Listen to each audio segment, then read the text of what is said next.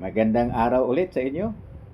Appreciated ko yung na nanood ng part 1 ko ng paksang isang napakaganda, napakapayapa at napakagandang mundo o Earth natin malapit na. No, part 1. Mabot ako sa 1.3K doon na nanonood at appreciated ko yung mga nanonood na yon. Salamat sa panonood nyo.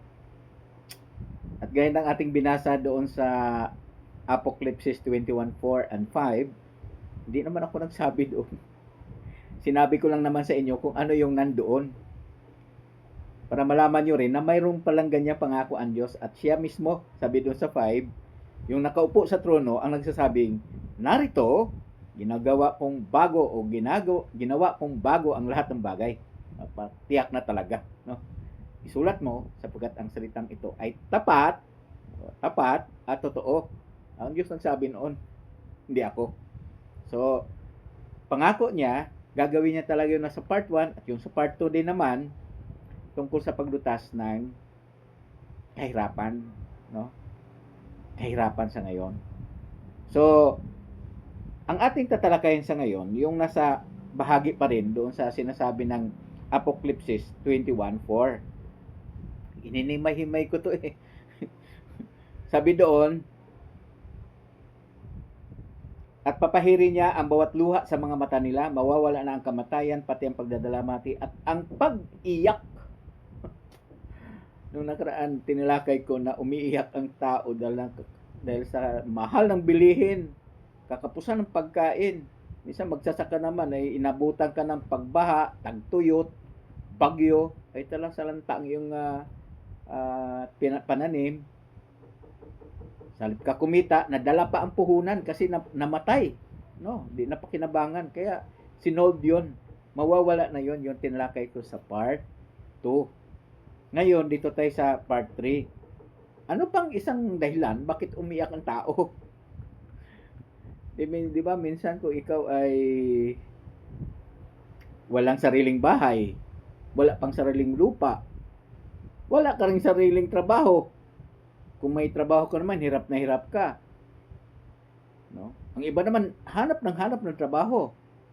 Minsan naging standby na lang, hindi man dahil sa walang hindi sa ayaw niya magtrabaho, hindi lang nakahanap ng trabaho. So, mahirap talaga, no? So, minsan, nakakaiyak yun. Nakakasipayo yun ng damdamin, puso. Maraming nagagraduate, walang mapapasukan. Minsan, nag-graduate ka sa isang kurso, pero hindi mo naman nagagamit, no? Nang kung ano yung kurso mo na yon kasi full na doon na occupied na, di ba? Hirap. Ngayon lutasin natin yan. Paano lutasin ng Diyos ang problema gaya ng kawalang sariling bahay, sariling lupa at trabaho? Kasi yun naman talaga rin ang gusto natin eh. Magkaroon tayo niyan. Di ba? Pangarap yan ng bawat pamilya eh. Pangarap yan ng ama at ina, no? Na magkaroon sila ng sariling bahay, sariling lupa na matatamnan at ganyan din may trabaho talaga, no? At para ma-enjoy din ang pagtatrabaho. Kasi nakakapagod din yung yung standby ka. Diba totoo?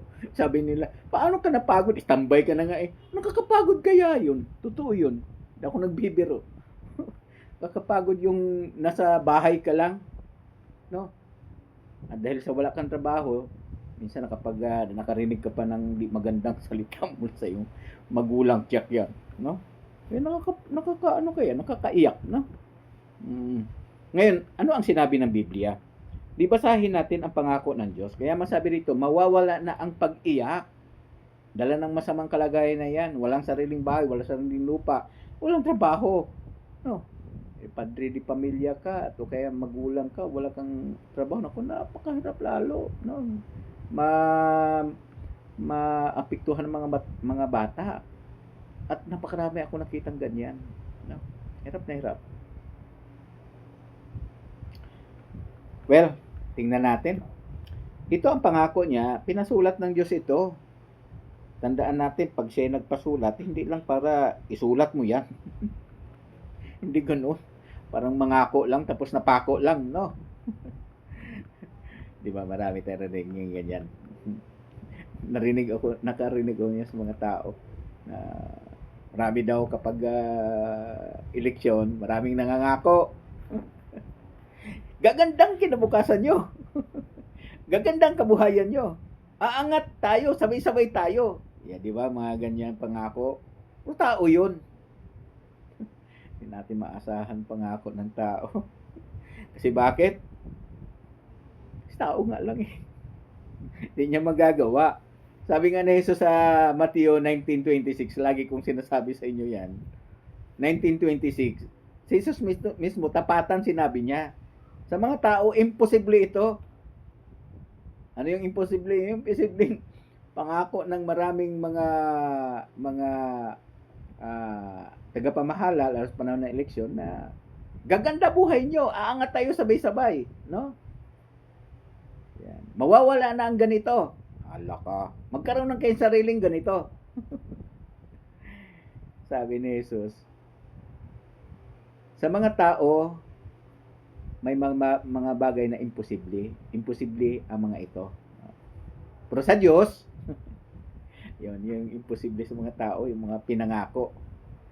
Katunayan, marami na nangako na ako'y nagkaroon ng kaisipan. Hanggang tumanda na lang, naging senior na lang, marami kong pangako na narinig, hindi naman natupad. Na lahat ay mayroong ganito. Makaiilan lang siguro. Indicate, sabi nila. Pero ang totoo niyan, hindi nagagawa, no? O sabi naman ni Jesus sa Matthew 19:26, sa mga tao, imposible ang mga ito. May mga bagay na imposible. Pero sa Diyos, lahat ng bagay ay posible. Kaya ang nangangako dito ang Diyos, hindi ito tao. Eh sabi ni Jesus, inarantiyan niya, lahat ng bagay ay posible. Di ba nandito, binigyan siya ng kapangyarihan ng kanyang Ama sa langit. Yung mga bagay na imposible, nagagawa. Ano yung mga bagay na imposible na nagagawa niya? Yung pagpapakain ng sa mga tao sa makahimalang paraan. Mula lang sa 5 tinapay at 2 isda, di ba? O, imposible yun, pero sa tao, imposible yun, pero sa Diyos, posible. Nagbigay lang ng sample. O, isa pa, yung lahat ng bawat uri ng sakit, pinagaling niya, di ba? Imposible yun. Tinalakay natin yan.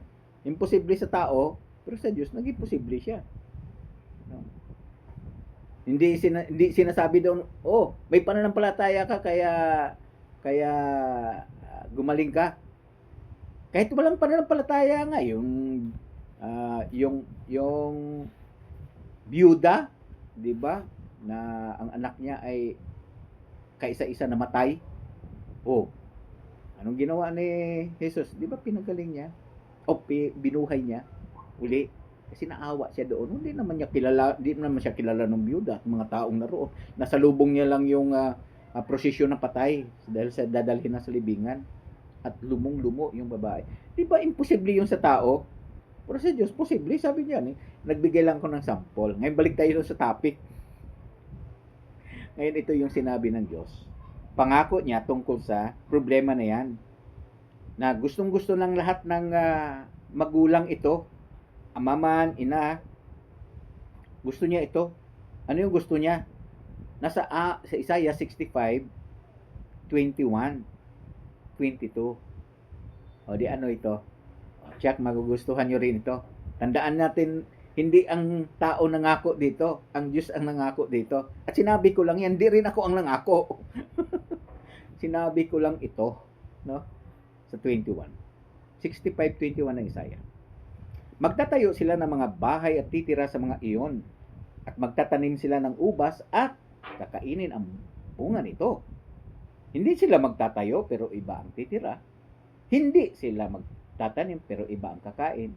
Dahil ang mga araw ng bayan ko ay magiging gaya ng mga araw ng isang puno at lubusan silang masisiyahan sa mga gawa ng kanilang mga kamay.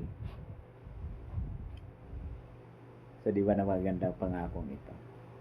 Kapag binabalik-balikan ko ito, ang tekstong ito, yamang sinabi sa Roma 15:4, na ang mga bagay na isinulat noon noon ay isinulat para matuto tayo.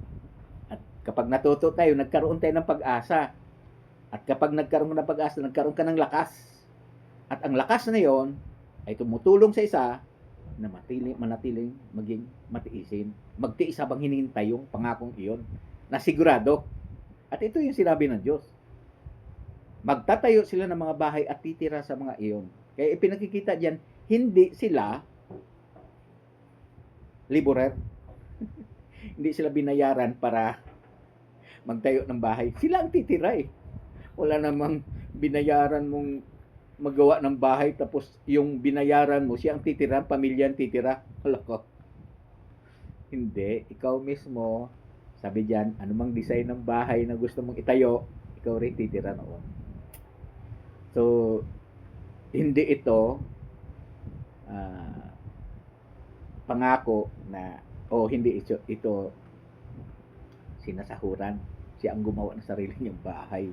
No, siya rin titira. Magtatanim sila ng ubas at kakainin ang mga bunga nito. Ano yung pinakikita ng tekstong yan? Di ba may sarili kang lupa? Pangit naman siguro, wala naman sigurong ganun na binayaran mo ang tao magbungkal ng lupa. At tapos nung mag-aani na, siya rin ang umaning kumain. Hala. Hindi. Sabi diyan, siya magtatanim, siya rin ang kakain ng bunga noon kasi sarili niyang lupa. Eh bawat tao sa buong mundo, bawat pamilya, mayroong sariling bahay, may sariling lupa na tinatamnan. Ayan. At doon sa gayong tinalakay ko nung nakaraan, pasasaganain ng Diyos ang bunga ng mga itinanim. Kaya magkaroon ng kasaganaan. Kaya wala nang magtitinda, wala na rin bibili. Lahat ng tao. Subukan mo magtindang bigas. Kung lahat naman mayroon.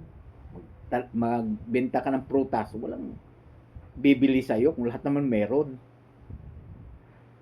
Ayun yung punto. So, dito, may sariling bahay, sariling lupa. Pangako ng Diyos yan sa lahat ng tao. No? Sa buong mundo. Yan pangako ng Diyos. At gagawin niya yan. Kasi gaya na sinabi ng 63:9, nahihirapan siya kapag tayo nakikita niya na naghihirap dahil wala tayong sariling bahay, sariling lupa, at walang trabaho. Eh saan naman ang trabaho dito sa binasa natin? Ayan hindi sila magtatayo pero ibang titira, hindi sila magtatanim pero ibang kakain. Yes, dulong bahagi. At lubusan silang masisiyahan sa mga gawa ng kanilang mga kamay. Nasa 22 siya. Isaiah 65:22. Lubusan silang masiyahan. Ibig sabihin nito, wala na magsasabing mga magulang na bubulong-bulong dyan. Ano anak, puro na lang tayo standby dyan. Kasi ang anak kahit anong sikap, di makahanap ng trabaho. Pero kung huwag ka lang mamili talaga ng trabaho, makakakaroon ka talaga.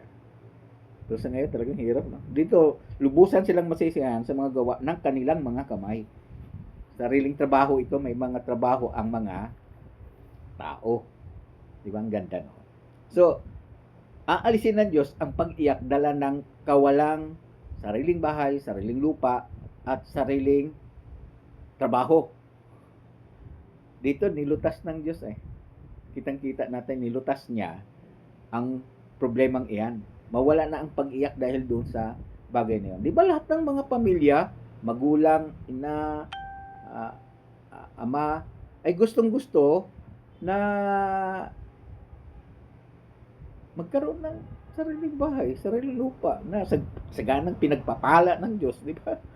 At sariling trabaho din. Ay siyempre pa, kailan mong linisin yung lupa, kahit ng 1 hektarya lang, kung pinagpapala yan ng Diyos, dami na yan, hindi nyo na maubos sa kainin ang bunga yan. Ang pamilya lang, kung lahat ng pamilya naman ay meron, di ba? So, ipinakikita diyan, talagang lulutasin ng Diyos yun. Muli, maraming salamat sa iyong pakikinig at panonood. Isa yan sa mga alisin ng Diyos ng pag-iyak. At maging bahagi na lang sa nakalipas yung kasalukuyan ngayon na kalagayan. Salamat din sa inyong doon sa mga nag-subscribe sa YouTube channel ko. Marlkin, mayroon din doon. Pero ganito din naman, appreciated ko. Maraming salamat sa inyo.